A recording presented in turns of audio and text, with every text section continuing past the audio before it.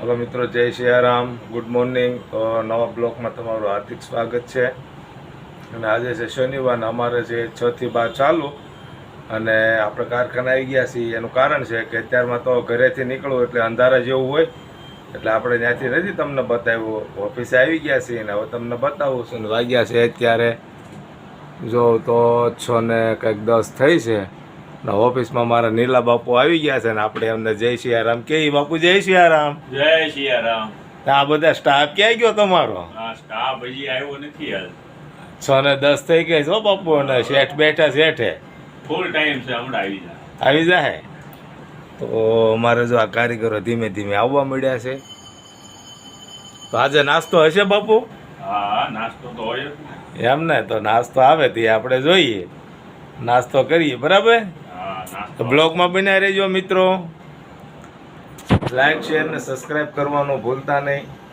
Blog કેવો લાગે છે? અને આમ અમારે બધા કે માહોલ હીરામાં ખરાબ છે, અમારે 6 થી 12 ચાલુ છે, તો તમે જણાવજો મિત્રો તમારે ત્યાં કેવું છે કેવું નહીં, બરાબર ને બાપુ? હા, હાસું છે। હાલો મિત્રો, જો નાસ્તો આવી ગયો છે, હવે નાસ્તાની શુભ શરૂઆત થઈ છે। નાસ્તા શું છે તરુણભાઈ? નાસ્તામાં સા ને થેપલા કોઈ દી ન હોય એવું આજ કર્યું છે ભાઈ। શું વાત છે? હા, તો નાસ્તામાં છે આજે સા ને થેપલા। બાપુ કેવી જમાવટ થવાની છે આજ? વાત જવા જવાથી જમાવટ એમ પહેલી વાર આવ્યું છે હે ને તરુણ? હા, ગાંઠિયા ને સમોસા બધા ખાતા હોય। માથે માથે બાપુ સ્મેલ એમ આવે છે હો બાપુ। મેલ આવે જ ને। હવે મિત્રો જો નાસ્તો ચાલુ છે, તો થેપલા છે, ચણા છે, થેપલા મારો કપનો બધો। હાલો બધા નાસ્તો કરવા। હાલો હાલો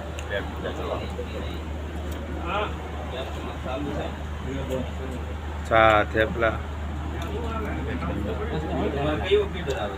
અમારા શેઠ બધા અમારા શેઠ છે। પેટીયામાંથી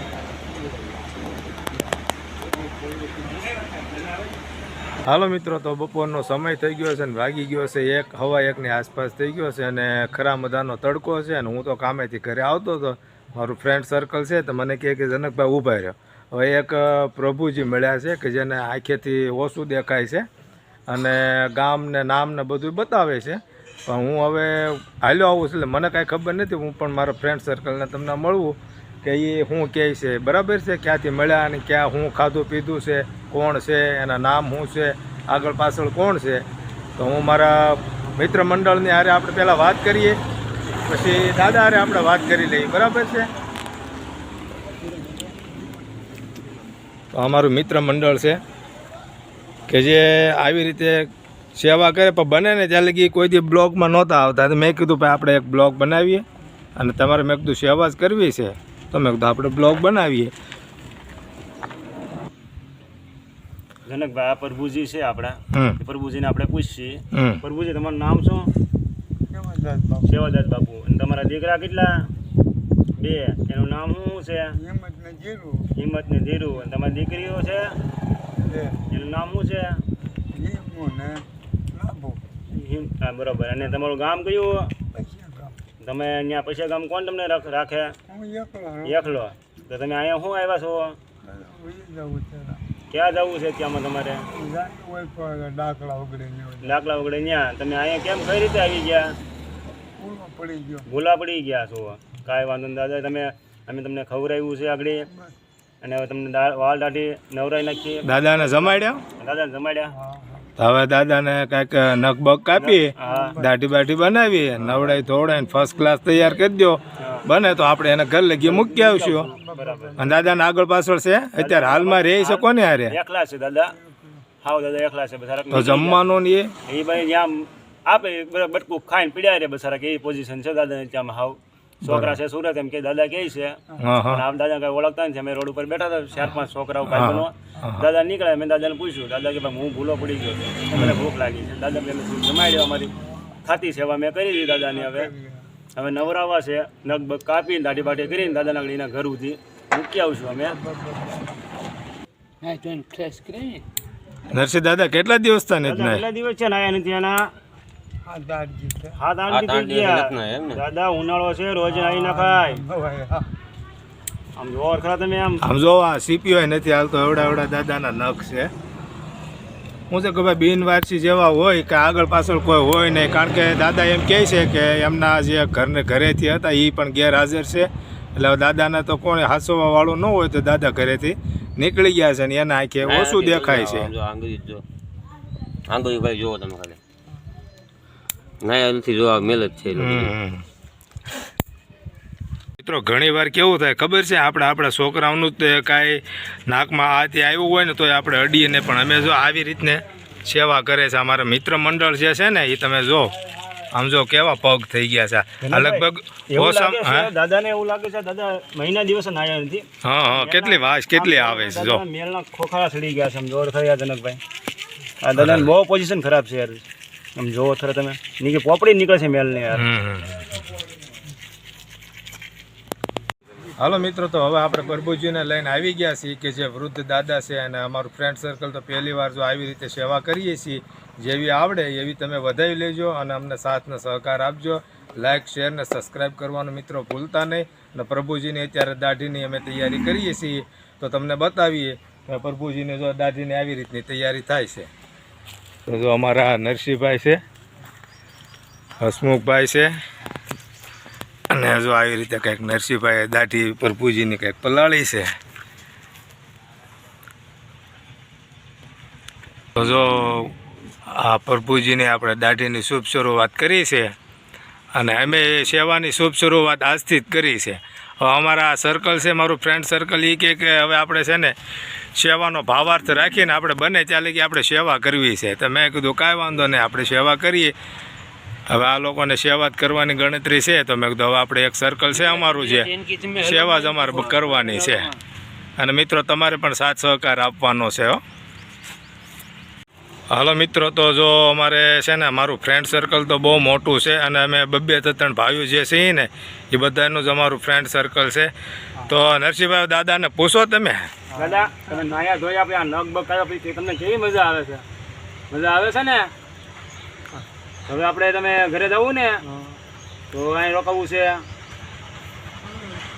તમને પછી ગામ તમારું ઘર જ્યાં સુધી હગા સંબંધી વાલા જે હગા વાલા ત્યાં તમારા ઘરે હું મૂકી જાઉં છું ઘર સુધી. બરાબર દાદા? કે તમારે અહીંયા તમારા ગામના ટેમ્પા જાય પશ્ચિમ ગામના, બરાબર? તો એ ટેમ્પામાં મેં તમને બેહાડી દઈએ અને રિક્ષાવાળાને કહી દઈએ કે આ દાદાને ઘરે ઉતારી દેજો. હા, તમારું ગામ પશ્ચિમ ગામ જ છે ને? અને તમારું નામ શું કીધું દાદા? સેવાદાસ બાપુ.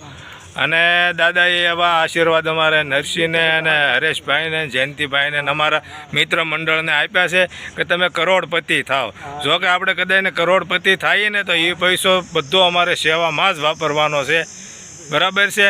તો અમારા મનથી એમને એવું જ છે કે અમારે જો અત્યારે અમે ઘરેથી કોઈક જમવાનું લાવ્યું હતું, કોઈક સાબુ લાવ્યા અને શેમ્પુ લાવ્યા અને બધા હોના ઘરેથી લાવ્યા, અને આ દાદાજીની અમે સેવા કરી છે. અને હવે જઈએ છીએ અમે આ દાદાને મૂકવા, બરાબર છે? તો બ્લોકમાં મિત્રો બન્યા રહેજો, અને દાદાને આપણે રિક્ષામાં બેસાડી અને પછી દાદા અને અમે બે છૂટા પડવાના છીએ.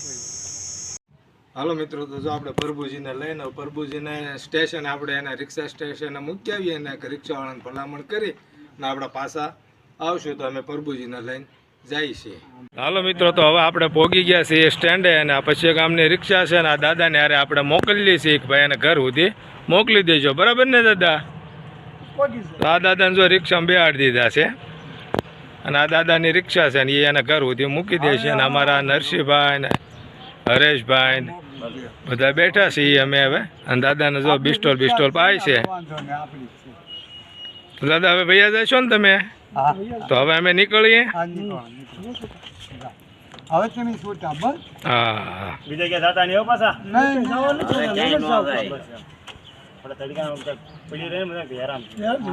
હાલો મિત્રો, તો હવે આપણે એ વૃદ્ધ દાદાને રિક્ષામાં બેસાડી અને ડ્રાઈવરને આપણે ભલામણ કરી છે, એના ગામના જ હતા, એના ગામની રિક્ષામાં આપણે બેસાડી અને અમે હવે આવી ગયા છીએ ઘરે.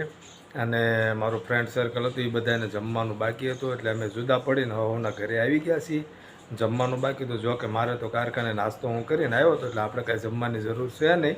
અને અત્યારે આવી ગયા છે ઘરે. અને પ્રભુજીને એવું હતું આંખે ઓછું દેખાતું હતું અને બાજુના ગામના જ હતા અને આગળ પાછળ કોઈ હાથસવાવાળું નહોતું, એટલે એ રખડતા રખડતા આ બાજુ આવી ગયા હતા. એટલે આપણે એને બસ સ્ટેન્ડે મૂકી રિક્ષામાં બેસાડી અને આવી ગયા છીએ. એને જો કોઈ હાચવે એવી કોઈ સંસ્થા કે આશ્રમ કે એવું હોય તો ભલામણ વિડીયોના માધ્યમથી સંપર્ક મારો કરજો.